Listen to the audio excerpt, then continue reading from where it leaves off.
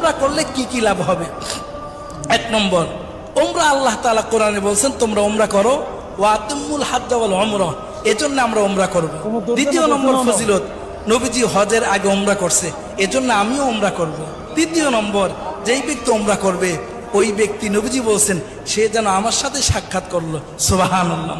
চতুর্থ নম্বরে ওমরার ফজিলত, যেই ব্যক্তি ওমরা করবে নবীজি বলছেন আমি তাকে সুপারিশ করে জান্নাতে নিয়ে যাবো, সুবহানাল্লাহ।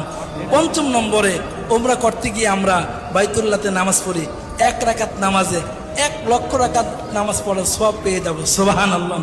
6 নম্বর ফজিলত হলো দুনিয়াতে থেকেই জান্নাতি জিনিস এর মধ্যে চুমা দেওয়ার সুযোগ হয়, যেটা হলো